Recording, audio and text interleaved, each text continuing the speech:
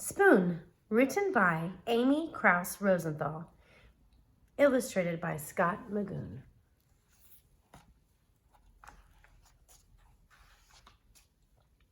This is Spoon. Hey, how you doing?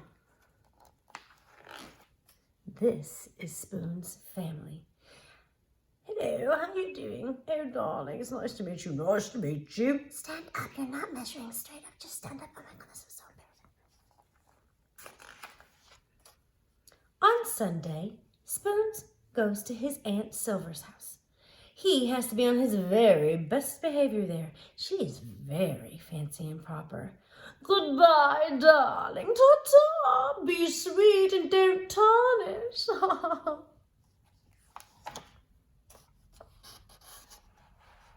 At bedtime, Spoon likes to hear the story of his adventurous great-grandmother who fell in love with a dish and ran off to a distant land.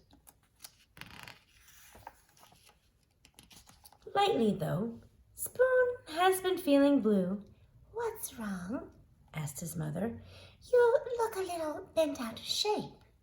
It's nothing, Mumbled Spoon. It's just that I don't know. All my friends have it so much better than me. Like Knife. Knife is so lucky. He gets to cut. He gets to spread. I never get to cut or spread. Yes, Knife is pretty spiffy that way, isn't he? And Fork. Oh, Fork is so lucky. She gets to go practically everywhere. I bet she never goes stir crazy like I do. Fork does get out and make herself useful, doesn't she? Oh, I can balance this. Oh, I'm on my head. Oh. And Chopsticks, oh, they are so lucky. Everyone thinks they're really cool and exotic. No one thinks I'm cool or exotic. Those chopsticks are something else, aren't they? Yeah, yeah, yeah. I love to dance. Meanwhile, if only Spoon knew what his friends were saying at that very minute. Spoon is so lucky, said Knife. He's so fun and easygoing. Everyone's so serious with me.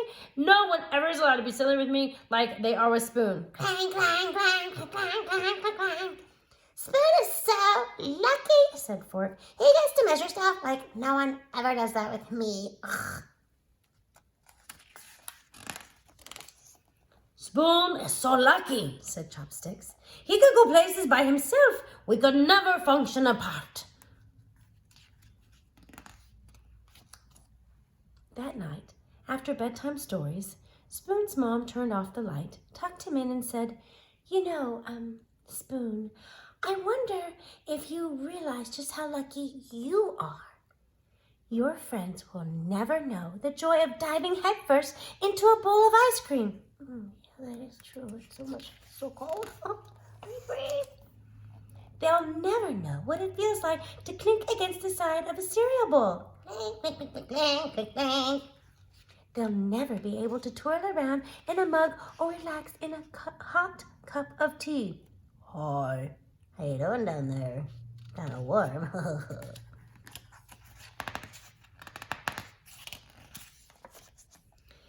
Spoon hadn't thought of it that way before. He lay awake in bed for a long time. His mind was racing. He felt so alive. There was only one thing to do. I can't sleep. Come, snuggle. Come, Spoon. And so he did. Sweet dreams. The end.